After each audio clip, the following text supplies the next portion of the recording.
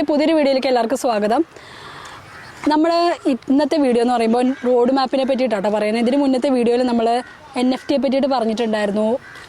ഒരുപാട് പ്രോഗ്രാംസിനെ പറ്റിയിട്ട് സംസാരിച്ചിട്ടുണ്ടായിരുന്നു. ഏറ്റവും ഫസ്റ്റ് വന്നൊരു പ്രോഗ്രാം എന്ന് പറയുന്നത് ഏതായിരുന്നു?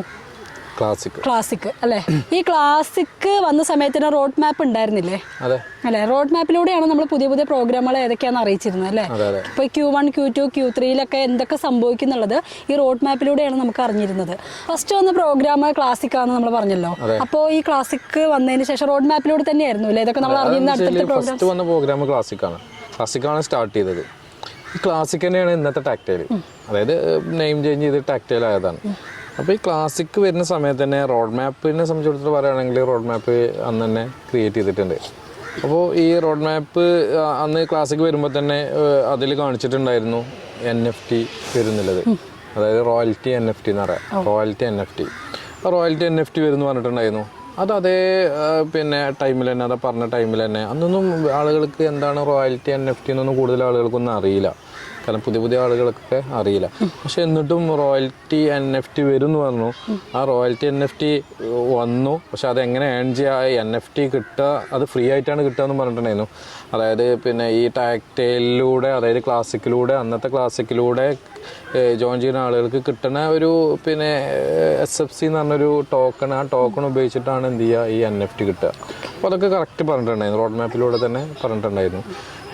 അതേപോലെ അങ്ങനെ അത് SFC വന്നു. SFC ഈ NFT വന്നപ്പോൾ SFCയിലൂടെ NFT കിട്ടിയപ്പോൾ നെക്സ്റ്റ് റോഡ് മാപ്പിലൂടെ മാർക്കറ്റ് പ്ലേസ് ഓപ്പൺ ആവുന്നുണ്ടായിരുന്നു.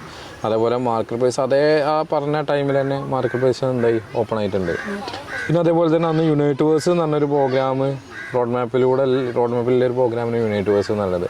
ആ യൂണിവേഴ്സും ഓപ്പൺ ആവുമെന്ന് പറഞ്ഞിട്ടുണ്ടായിരുന്നു. പക്ഷേ യൂണിവേഴ്സിലൂടെയാണ് നമുക്ക് ഈ മെറ്റാഫോഴ്സിൻ്റെ HC കോയിൻ ഏൺ ചെയ്യാന്നുള്ളൊരു കാര്യം അതിൽ പറഞ്ഞിട്ടുണ്ടായിരുന്നു. അന്നൊന്നും ആർക്കും ഈ റോഡ് മാപ്പിൽ ഇങ്ങനെ കാണിക്കേണ്ട എന്താണ് യൂണിവേഴ്സ് എന്നറിയില്ല, ഈ മാർക്കറ്റ് പ്ലേസ് എന്താണെന്ന് അറിയില്ല, NFT എന്താണെന്ന് അറിയില്ല. എന്നിട്ടും ആ റോഡ് മാപ്പ് കറക്റ്റ് റോഡ് മാപ്പിലൂടെ അത് പറഞ്ഞു. പക്ഷെ അത് പറഞ്ഞ പോലെ തന്നെ അത് വന്നിട്ടുണ്ട്. യൂണിവേഴ്സ് ഓപ്പൺ ആയപ്പോഴാണ് നമുക്ക് അതിൽ നിന്ന് ഈ മെറ്റാഫോഴ്സിൻ്റെ ഈ ഹോളി വേസിൻ്റെ HC എന്ന് പറഞ്ഞ കോയിന്, അതായത് അന്നത്തെ ഫോഴ്സ് കോയിനു ഇന്ന് അതിൻ്റെ പേരും മാറ്റി HC ആക്കി. ഈ HC കോയിൻ അതിൽ ടിയർ ആക്ടിവേഷനിലൂടെയും പാർട്ടിസിപ്പൻറ്റിലൂടെയും കമ്മ്യൂണിറ്റി ബിൽഡപ്പിലൂടെയും ഒരുപാട് HC കോയിൻ അന്ന് ഏൺ ചെയ്യാൻ പറ്റണത് ഈ യൂണിവേഴ്സ് എന്ന പ്രോഗ്രാമിലൂടെയായിരുന്നു. അത് കഴിഞ്ഞിട്ടാണ് ഇപ്പോൾ അതും അതേപോലെ റോഡ് മാപ്പ് പ്രകാരം കറക്റ്റായിട്ട് അങ്ങനെ പോയിട്ടുണ്ടായിരുന്നു. ഇപ്പോൾ നിലവിൽ അത് കഴിഞ്ഞിട്ട് ഇപ്പോൾ ഏകദേശം നമ്മളെ ഒരുപാട് പ്രോഗ്രാം, ചെറിയ പ്രോഗ്രാമുകളൊക്കെ അതിൻ്റെ ഇടയിൽ വന്നിട്ടുണ്ട്. ഗെയിമുകൾ വന്നിട്ടുണ്ട്. അതേപോലെ തന്നെ ഇതിൽ എക്സ്ചേഞ്ച് വന്നിട്ടുണ്ട്. അതൊക്കെ ഈ എക്സ്ചേഞ്ചൊക്കെ ഈ റോഡ് മാപ്പിൽ ഉള്ളതാണ്, കാണിക്കലാണ്. അപ്പോൾ എക്സ്ചേഞ്ച് വന്നിട്ടുണ്ട്. ഇനിയും റോഡ് മാപ്പ് എടുത്തു കഴിഞ്ഞാൽ നമുക്കറിയാം വരും പറഞ്ഞതെല്ലാം വന്നിട്ടുണ്ട്. അപ്പൊ ഇനിയും വരും എന്ന് പറയുന്നതെല്ലാം വന്നിരിക്കും അല്ലേ? അതേപോലെ തന്നെ ഇപ്പൊ ഈ പറഞ്ഞ HC കോയിൻ കാരണം എത്രയോ പേർക്ക് ലക്ഷക്കണക്കിന് രൂപയെ സമ്പാദിച്ചിട്ടുള്ളത് അല്ലേ? അന്ന് HC കോയിൻ എന്ന് പറഞ്ഞാൽ ഇത് യൂണിവേഴ്സ് ഇറങ്ങുന്ന സമയത്ത് ഒരു കോയിൻ എന്ന് പറഞ്ഞാൽ 0.25 ആണ്. അതായത് ഇന്ത്യൻ രൂപ എന്ന് പറയുന്നത് 22 രൂപയൊക്കെ ഉണ്ടായിരുന്നുള്ളൂ. അപ്പോൾ അന്ന് ഇത് ഫ്രീ ആയിട്ട് ഏൺ ചെയ്ത ആളുകളാണെങ്കിലും റിവാർഡിലൂടെ ആണെങ്കിലും അന്ന് ക്യാഷ് കൊടുത്ത് വാങ്ങിയ ആൾക്ക് അന്നിപ്പോൾ $50 കൊടുത്താൽ 200 കോയിൻ കിട്ടിയിരുന്നു.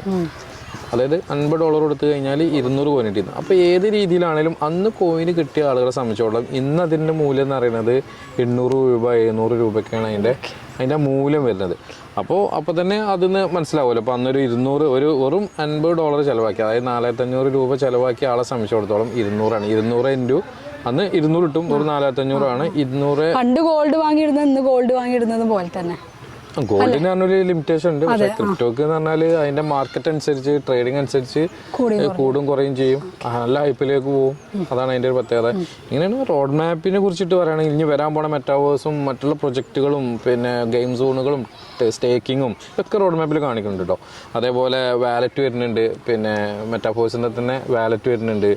അതേപോലെ തന്നെ ഒരുപാട് പ്രൊജക്റ്റുകൾ ഇപ്പോൾ നമുക്ക് എല്ലാവർക്കും വെബ്സൈറ്റ് എടുത്താലും അറിയാം, എല്ലാതും ഈ റോഡ് മാപ്പിൽ ഇപ്പോൾ കാണിക്കുന്നുണ്ട്. അതേപോലെ തന്നെ വരും. അതാണ് ഹോളിവേഴ്സിന്റെ റോഡ് മാപ്പിനെ കുറിച്ചിട്ട് പറയാനുള്ളത്. അപ്പോൾ കേട്ടല്ലോ, നമ്മുടെ ലാഡോ ക്രിയേറ്റ് ചെയ്ത റോഡ് മാപ്പിനെ പറ്റിയിട്ട് എല്ലാവരും കേട്ടല്ലോ.